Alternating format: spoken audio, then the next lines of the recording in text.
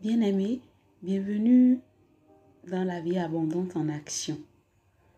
De par cette chaîne, nous aurons des temps d'évangélisation, des partages pour exhorter, pour étudier la parole de Dieu, enseigner également, conformément à la source de la vie abondante, l'auteur du salut éternel, qui est notre Seigneur Jésus-Christ. Nous aurons aussi des temps de prière, selon que le Saint-Esprit nous orientera par sa grâce, pour les personnes en détresse, les affligés, les malheureux, les couples, les familles, les peuples, les nations, etc. Je vous prie de bien vouloir vous disposer afin de participer pleinement à la vie abondante pour également en jouir convenablement. Bien-aimés, nous progressons et aujourd'hui nous tournons sur le 11e chapitre toujours du livre d'Apocalypse et je le lis ainsi. Puis quelqu'un me donne un roseau qui ressemble à un bâton pour mesurer. Il me dit, va mesurer le temple de Dieu et l'autel. Compte aussi ceux qui adorent dans le temple. Mais la cour extérieure du temple, laisse-la. Ne la mesure pas parce qu'on l'a laissée à ceux qui ne connaissent pas Dieu. Ils détruiront tout dans la ville sainte pendant 42 mois. Et j'enverrai mes 2 témoins habillés avec des vêtements de deuil. Ils parleront au nom de Dieu pendant 1260 jours.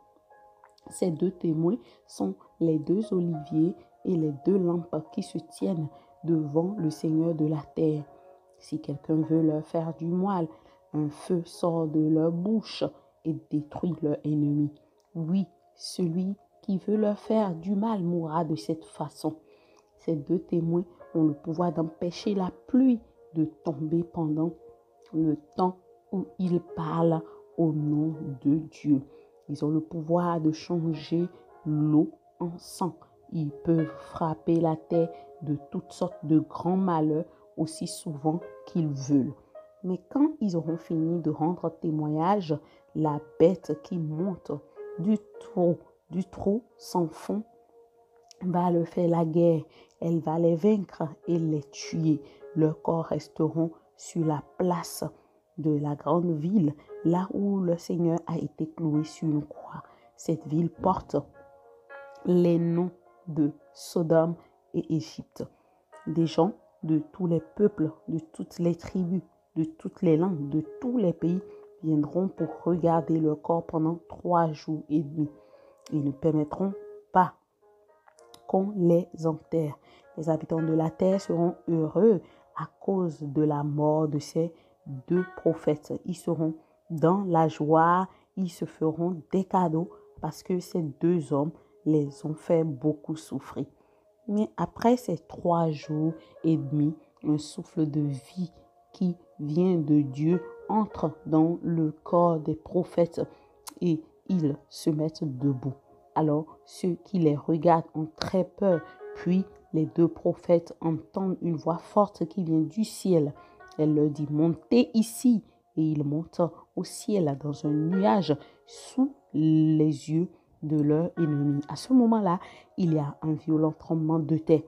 La deuxième partie de la ville s'écroule et 7000 personnes meurent dans le tremblement de terre. Ceux qui vivent encore sont effrayés et ils rendent gloire au Dieu qui est au ciel. Le 2e malheur est passé, mais le 3e malheur va venir bientôt. Le 7e ange fait sonner sa trompette. Dans le ciel, on entend des voix fortes. Elles disent, maintenant, le pouvoir de gouverner le monde est à Dieu, notre Seigneur, et à son merci. Il sera roi pour toujours. Les 24 anciens qui sont assis sur leur siège devant Dieu tombent par terre le front contre le sol et ils adorent Dieu en disant, Seigneur, Dieu tout-puissant, toi qui es et qui étais, nous te remercions. Tu t'es servi de ta grande puissance et maintenant tu es roi. Les peuples se sont mis en colère, mais c'est ta colère qui est venue pour les morts C'est le moment du jugement. C'est le moment où tu vas récompenser tes serviteurs, les prophètes, ceux qui t'appartiennent et qui respectent avec confiance les petits et les grands. Et qui te respectent avec confiance les petits et les grands. C'est le moment où tu vas détruire ceux qui détruisent la terre. Dans le ciel, le temple de Dieu s'ouvre. On voit le coffre de l'alliance dans son temple. Alors il y a des éclairs, des bruits, des coups de tonnerre, un tremblement de terre et une forte pluie de glace. Amen. Amen. Et nous sommes en fait en face d'une continuité qui découle de ce qui a été brièvement démontré à l'apôtre Jean dans sa vision. Et pour information, préalablement, la Bible n'était pas scindée en chapitres. OK? En texte ou en livre, oui, il y avait les différents livres avec le nom de leur auteur ou le nom du livre. Mais il n'y avait pas de chapitre. Il y avait une continuité qui suit. Et selon que le Saint-Esprit me l'a révélé, c'est vrai que je le savais, mais quand j'étais en train de poser la question à l'Esprit de Dieu pour savoir convenablement de quoi il est question, dans ce chapitre 11, l'Esprit de Dieu a ouvert mes yeux pour me dire, va revoir le chapitre 10, c'est en fait sa continuité. Et on peut brièvement se rappeler que dans le chapitre 10, l'apôtre Jean avait retiré le petit livre de la main de Jean, de la main de l'ange, pardon, et l'a mangé. Et on lui avait dit que le fait de le manger, ce serait doux dans sa bouche, mais amer dans ses entrailles. Et après qu'il a mangé ce livre, après avoir consommé ce livre, on lui a dit qu'il devra prophétiser pour des nations, pour des peuples, des langues et des rois. OK? Donc, on voit que suite aux prophéties qui devaient être faites, c'est la suite qui se déroule dans le chapitre 11. Donc, après, quelqu'un lui donne en fait un roseau qui ressemble à un bâton pour mesurer. OK? Et on voit en fait, on se pose la question, mais de quel temple s'agit-il? Et pour bien comprendre les choses, on est bien d'accord que l'apôtre Jean était en fait enlevé, il était en esprit dans le royaume de gloire de Dieu. Et c'est ce temple qu'il devait mesurer. Et qu'il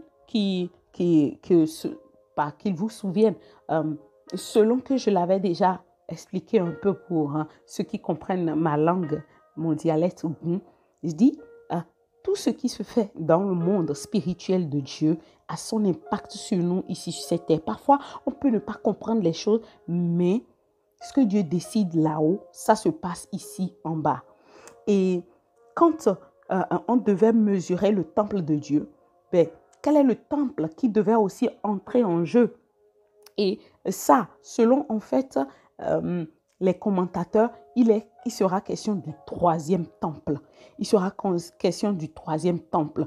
Et le troisième temple, aujourd'hui, visiblement, les Israélites, ils sont déjà tout pour qu'il soit construit en un bref de temps quand ils auront en fait le OK du Premier ministre et de tous ceux qui sont impliqués pour donner en fait, l'ordre de commencer par construire ce troisième temple. Mais moi, je me suis posé beaucoup de questions. Je me suis demandé, mais où se trouve le corps de Christ dans tout ça, l'époux du Seigneur Jésus? Rien n'a été dit. Pour autant, il a dit quelque chose ici. Parce que le sacrifice qui compte jusqu'au moment où l'enlèvement va se faire, c'est le sacrifice du Seigneur Jésus. Donc, s'il y a une adoration que le Père retient, il ne s'agira que de ses adorateurs en esprit et en vérité. Et qu'ils vous souviennent que oui, la femme samaritaine a été celle à qui le Seigneur Jésus a fait cette révélation. Dans le livre de Jean, je pense dans son chapitre 4, verset 23, ou dans le chapitre 4, dans l'entièreté, vous lirez et vous allez bien comprendre. Quand bien même cette femme, elle avait son fardeau, elle avait ses déboires au sujet de l'enchaînement des hommes, où elle en était au cinquième, qui n'était pas non plus son mari, encore selon le Seigneur Jésus. Elle avait en fait une soif profonde. Par la grâce de Dieu, j'aurai un temps où je vais effectuer un partage, une prédication sur sa cause selon que le Saint-Esprit me l'a donné. Elle avait une soif.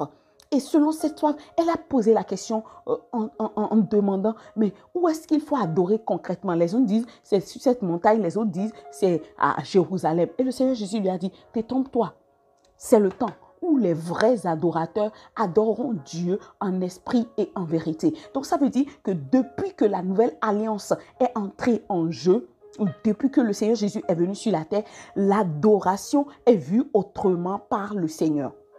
Ok, et cela me rappelle en fait l'anecdote d'une connaissance qui m'a décrit un de ses rêves qu'elle a eu à effectuer par la grâce de Dieu, où elle s'est vue ravie et elle était devant un peuple nombreux où elle adorait dans une langue qu'elle ne comprenait visiblement pas. Et le peuple qu'elle dirigeait aussi adorait Dieu avec elle. Et elle s'était prosternée et elle adorait Dieu en esprit et en vérité. Et quand je suis arrivée sur cette partie et en m'attardant sur mes réflexions, l'Esprit de Dieu m'a ramené en fait au rêve que la connaissance m'avait partagé. Et j'ai compris en fait que si, ok, le peuple israélite, d'accord, serait confronté à peut-être une distinction quelconque de ceux qui, peut-être dans leur ignorance, font tout pour adorer comme ils l'ont fait dans le temps passé. Je suis sûre que si l'Église du Seigneur est encore sur la terre, ben, ce sera un moment où on va distinguer, d'accord, les vrais adorateurs en esprit et en vérité. Et sachez les bien-aimés, vous qui aviez pour bonne habitude d'adorer Dieu, peut-être ce sont les samedis pour certains, peut-être ce sont les dimanches pour d'autres, ou d'autres personnes, selon que le Saint-Esprit les y conduit. Sachez que toutes les fois où nous disposons et que nous venons et que nous disons à notre âme, allons adorer notre Père, quand nous fermons les yeux et que nous commençons pas à chanter ou que nous commençons pas à lire un psaume de reconnaissance, d'action de grâce ou de louange, immédiatement en esprit, nous sommes transportés dans le temple de Dieu pour l'adorer. Nous ne restons même pas dans les parvis, absolument pas. Nous sommes dans le lieu très saint, directement. Ça me rappelle le chant qui dit « J'entre dans le saint et des saints, j'entre par le sang de l'agneau. J'entre pour t'adorer, toi seul. Et oui, j'entre pour honorer Jésus. » La suite dit, Père, je t'adore. Oui, je t'adore. Oui, Père, je t'adore. Oui, je t'adore. Et car ton nom est très saint. Oh oui, très saint. Seigneur.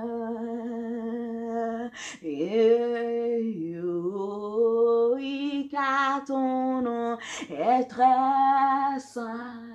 Tu es très saint, très saint, très saint, Seigneur.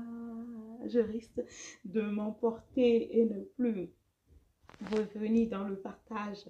Désolée, voilà, je me suis laissée conduire selon que l'Esprit m'a donné ce chant et toutes les fois, pour revenir à ce que j'étais en train d'expliquer, quand nous adorons Dieu, que nous oublions tout, allez pour lui dire, allez lui dire nos appréciations, le contempler. Sur terre, on peut être près de notre lit ou dans notre chambre d'intimité avec le Seigneur, mais dans le monde spirituel, on se retrouve dans le lieu très saint. Et je pense que oui, si on dit en fait à l'apôtre Jean de mesurer, d'accord, le temple, on ne peut pas mesurer un temple qui ne prend pas en compte un certain nombre de personnes.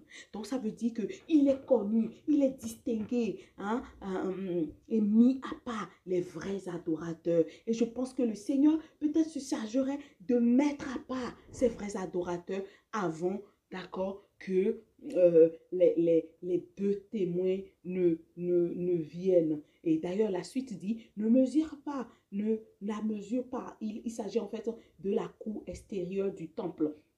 Et la cour extérieure du temple peut visiblement faire allusion à ceux qui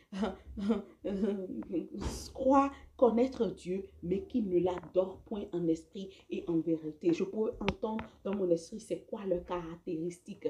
Je ne suis pas juge, je ne suis pas non plus mandaté ici pour caractériser, pour détailler les caractéristiques des faux adorateurs. Dieu seul le sait. Bref, et pour revenir convenablement dans le texte, on dit que cette partie sera laissée aux incroyants, d'accord, qui vont fouler, d'accord, au pied ce lieu-là pendant 42 mois, qui fait 3 ans et demi. Et en ce moment, Dieu va envoyer ces deux témoins. Et on peut dire que peut-être, visiblement, l'épouse serait enlevée là. On ne sait jamais. Peut-être que c'est là où l'épouse va être distinguée, va être séparée. Parce que, en fait, les deux témoins, ils seront là en habit de deuil. Et son explication dit, en fait, qu'ils vont permettre, ils auront le droit de la part de Dieu pour que des atrocités se produisent, pour que tous ceux qui n'adorent pas Dieu en esprit et en vérité, d'accord, soient victimes d'un premier châtiment de la part de Dieu. Et si, quitte à ce que ce châtiment les amène à Dieu, gloire à son nom. Mais dans le texte, ce n'est pas le cas, étant donné que ils auront le pouvoir de le faire jusqu'à fermer les cieux. Et ça veut dire que enfin, il y aura en fait une famine et il y aura aussi pénurie d'eau parce qu'on dit qu'ils auront aussi le pouvoir de transformer l'eau en sang. Et si c'est le cas, l'eau ne sera plus buvable. Les sources seront infectées, seront contaminées. Et quand des gens voudront parler contre eux, hein, tout comme par exemple dans le livre de roi ou de chronique où le roi qui s'était levé contre Élie dans le temps, quand il avait fermé le ciel et que les gens mangeaient même leurs propres enfants et que même les fientes de pigeons étaient coûteux, la tête des ânes non plus également, pardon, était aussi coûteux.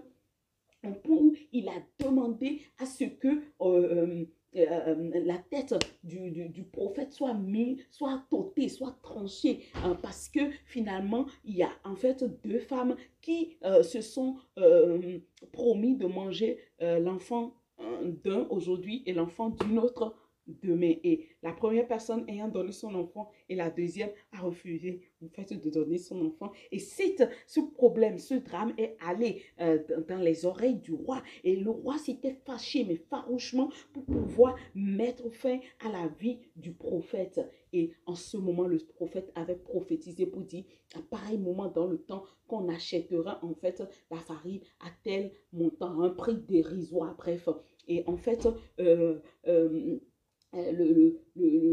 l'assistant du roi, il a dit, si même les cieux avaient des fenêtres et que ces fenêtres s'ouvraient, pareille chose ne pouvait pas se voir. Malheureusement, il avait prophétisé contre lui, disant, tu verras cela de tes yeux, mais tu n'en mangeras pas. Bref, vous voyez, dans ce livre, dans cette histoire ici, dans le livre d'Apocalypse chapitre 11, ce ne serait pas le cas. Parce que quand la famine, la destruction, la mort, les maladies vont sévir d'une manière ou d'une autre, il ne sera pas question pour les deux témoins de céder. Ils ne céderont absolument pas. Au contraire, un feu jaillira de leur bouche pour consumer tous ceux qui voudront parler contre eux. Alors je prie vraiment que les gens, les habitants de la terre, vraiment soient sages pour comment dire, prendre du recul et se repositionner dans la volonté de Dieu. Donc, quand nous poursuivons, on voit que ces témoins seront puissants. Ils seront puissants en force et en onction de la part de Dieu. Ils vont frapper la terre de toutes sortes de grands malheurs, aussi souvent qu'ils veulent, pendant 3 ans et demi. Et quand ils vont le finir, il paraît qu'il y a une bête qui va sortir de la terre pour les vaincre. Et cette victoire à leur égard va causer leur mort et les habitants de la terre vont se réjouir à propos, ils vont bien se réjouir.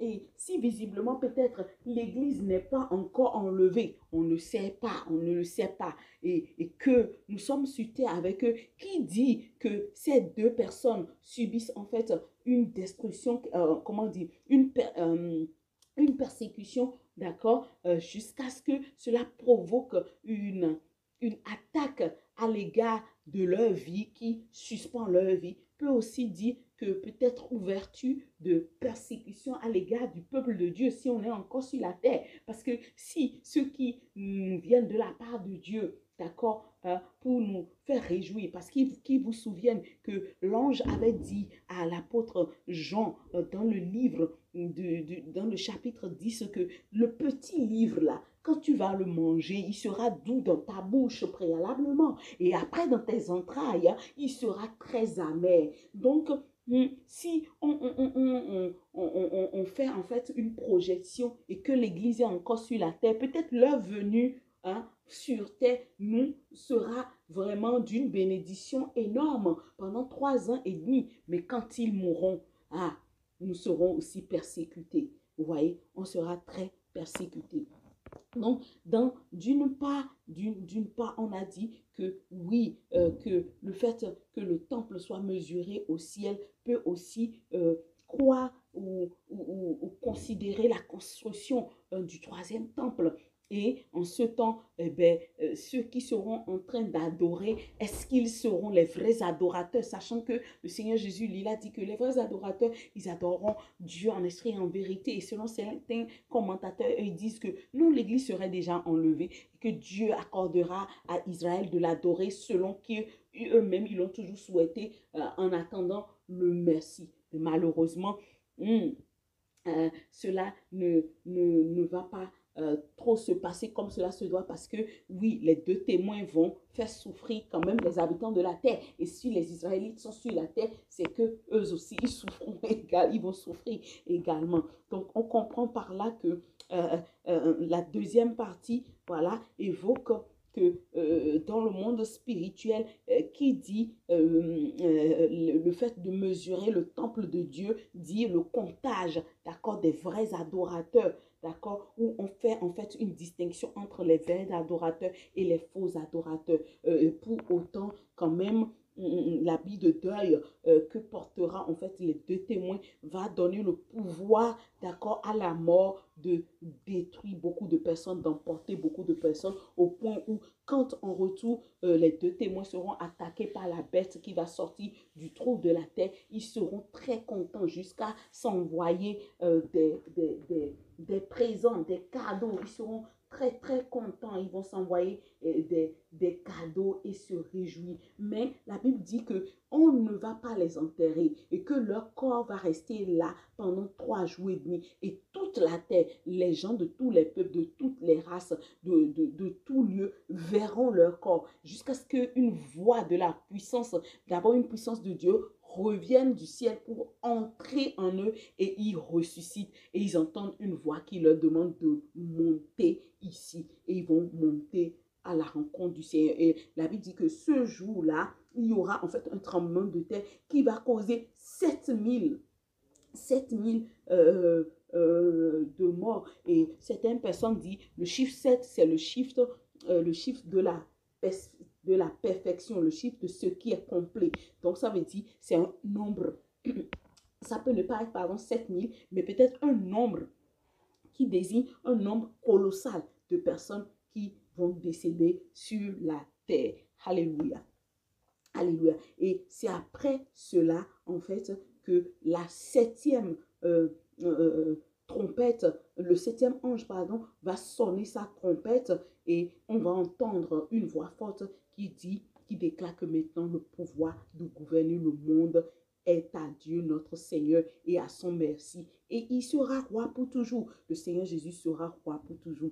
Et on voit que les 24 vieillards, ils sont admiratifs de ce temps-là, d'accord, où le règne de Dieu sera effectif sur terre et Dieu sera, comment on dit, se servir de sa grande puissance contre les peuples qui se sont mis en colère à son égard et le temps aussi sera pour juger les morts mais aussi pour récompenser les prophètes qui appartiennent à Dieu et qui le respectent avec confiance, qu'ils soient grands ou petits, ils vont obtenir des récompenses de la part du Seigneur. Et la Bible dit, c'est le moment où tu vas détruire ceux qui détruisent la terre. Donc c'est un temps où la colère de Dieu le Père sera effective sur la terre. Je prie vraiment que son épouse, l'épouse du Seigneur Jésus,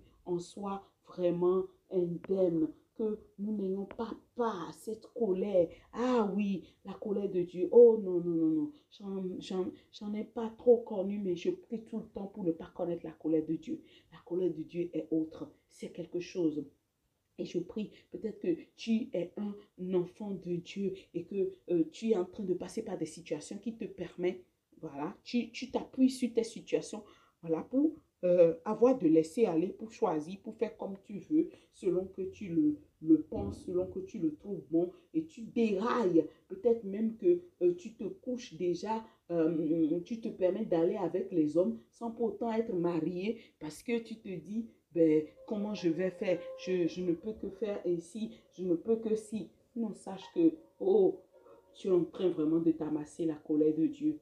Et moi, je prie que le Saint-Esprit te sorte de là dans l'immédiat, dans le nom puissant de Jésus. Peut-être que tu es un chrétien qui a un poste de responsabilité avec beaucoup de privilèges où tu détournes les sommes d'argent, d'accord, du ministère qui t'a été confié ou de la fonction, enfin, qui t'est donné où normalement tu dois faire des partages bien équitables. Mais toi seul, tu te gaves, tu te gaves. Sache que tu es en train de te réserver pour la colère de Dieu et je te le demande humblement, sors de là avant que la colère de Dieu ne tombe sur toi dans le nom de Jésus. Et je prie pour ceux qui n'ont pas encore connu la colère de Dieu, qu'elle ne soit pas notre portion. Pour ceux et celles qui doivent être sauvés, je prie, Père, dans le nom de Jésus, afin que tu les fasses rentrer, oui, en Jésus-Christ, avant la mort, avant la mort. Oh oui, ça capare soto. Oui, fais rentrer ceux qui doivent entrer, qui soient, Seigneur, dans la francophonie, dans l'anglophonie, un peu partout dans le monde entier, Seigneur, dans les villes reculées, en Afrique, en Asie, en Europe, en Amérique, en Océanie, en Antarctique, ceux qui ne sont pas encore sauvés, je prie qu'ils soient sauvés avant que ce jour ne vienne. Et si tu nous fais grâce, que ton Église soit déjà enlevée avant que ces temps terribles ne viennent dans le nom de Jésus. Et si tu décides de nous laisser encore sur la terre, parce que ta parole est tellement truffée de beaucoup de mystères. On ne sait pas grand chose, on ne connaît pas grand chose. Je prie vraiment que tu nous donnes la force de traverser ces temps avec courage. Nous agrippons à toi, que pour ce que nous allons perdre, que nous restons attachés à toi, Seigneur Jésus. Merci parce que tu le fais au nom suprême de Christ Jésus. Amen. Vous savez, la vie n'est rien sans la vie. Là, c'est ce que je viens d'entendre. La vie n'est rien sans la vie. La vie n'est rien sans la vie. Ok, je vais l'expliquer selon que je viens de le recevoir. Ce que vous vivez, hein, l'estimant pour une bonne vie et que vous bénissez même Dieu pour la vie qu'il vous a donnée. Elle n'est rien sans la vie de Jésus-Christ. Elle n'est rien sans la vie du Sauveur. Elle n'est rien sans la vie du Fils de l'homme qui s'est livré quand le Père a dit, qui enverrons-nous, qui a dit, me voici, et qui est venu mourir pour nos péchés. Alors, qu'est-ce que tu attends pour embrasser la vraie vie, la vie authentique de Jésus-Christ? Comment vas-tu rester de ceux qui choisissent de rester en dehors du lieu très saint ou dans le parvis? C'est pas judicieux. Peut-être que tu es un chrétien de longue date et que tu ne t'es pas encore assis pour réfléchir afin de te repositionner. On appelle quelque chose, on renouvelle les vœux dans le mariage entre hommes et femmes parfois et on réassaisonne l'amour pour se repositionner, pour s'aimer davantage. Et il te le faut parce que tu n'acceptes pas que oh oui, je suis déjà dans la foi pendant longtemps, il ne faut pas que quelqu'un vienne me dire quelque chose. Oh oui, tu es la part de Dieu, le Seigneur t'attend pour une réconciliation à nouveau, pour un repositionnement. Ou si tu ne connais pas encore Dieu, voilà, le privilège t'est encore donné pour être sauvé. La Bible dit que servira à l'homme, que servira-t-il à l'homme de gagner tout ce monde et de perdre son âme? La perte de l'âme, c'est une atrocité. D'accord? C'est une atrocité et on ne peut rien donner en échange de cela. Alors, si tu entends ma voix et que tu veux te tourner vers le Seigneur, dis humblement avec moi cette prière. Dieu, j'entends ta voix. Dieu, c'est vrai que je suis avec toi depuis longtemps, mais les hauts et les bas semblent éteindre ma flamme pour toi. Oh, ou bien tu n'as même pas encore connu Dieu et tu es en train de lui dire, mais visiblement je ne l'ai jamais connu. Je ne suis jamais allé à l'église. Je n'ai jamais fait la prière du salut. Alors, dis à Dieu, je viens à toi tel que je suis. Voici ma vie, je te la livre. Voici ma vie, je te la donne. Je vais être sauvé. Sauve-moi ainsi que toute ma famille. Pour toi qui es en train de faire encore un nouveau engagement, dis Seigneur, ranime en moi un feu nouveau. Oui, déverse en moi un vin nouveau de toi. Viens me débarrasser de tout ce qui est illusion, de tout ce qui est superflu et aide-moi à me tenir dans ta vérité, dans ton authenticité. Oh, prends-moi la main et prends aussi la main à mon frère ainsi qu'à ma soeur qui est en train de s'abandonner à toi, qui est en train de te recevoir en tant que Seigneur et Sauveur. C'est toi qui pardonnes les péchés, pardonne tous nos péchés, lave-nous entièrement, purifie nos cœurs, change nos cœurs, enlève nos cœurs de pierre, remplace-les par ton cœur de chair et rends-nous sensibles à ta voix, remplis-nous de ton esprit et guide-nous tout au long du reste du temps de voyage jusqu'à la fin de nos jours, au nom de Jésus. Amen. Bien-aimés, si vous avez prononcé ainsi cette parole et que vous avez eu une inspiration de la part de Dieu et que vous en faites autrement, sachez que vous êtes sauvés, sachez que vous êtes repositionnés pour un nouveau départ et Dieu vous sauve. Oui, Dieu vous sauve, Dieu vous sauve. Bien, recevez mes salutations, d'accord? Et avant cela, je dirais pour toi qui enclenche, d'accord, un nouveau départ avec le Seigneur, ben, va lui demander, pose-lui la question de savoir comment mieux t'organiser pour avoir des temps de qualité avec lui. Et pour toi qui est en train de découvrir, d'accord, ce que c'est que la nouvelle naissance, ben je prie pour toi afin que le Saint-Esprit t'oriente dans une bonne église. Oui, dans les jours à venir ou dans les semaines à venir, quelqu'un autour de toi va te parler d'une église. N'hésite pas à suivre cette personne pour t'engager dans une bonne église où tu passeras par les eaux du baptême et que les témoins, d'accord, autour de nous, au-dessus de nous, les nuages de témoins puissent acclamer Dieu, se réjouir avec toi et que tu commences un bon parcours avec le Seigneur. Je prie qu'aussi vrai que les difficultés, les épreuves n'y manqueront pas, la main de Dieu te tiendra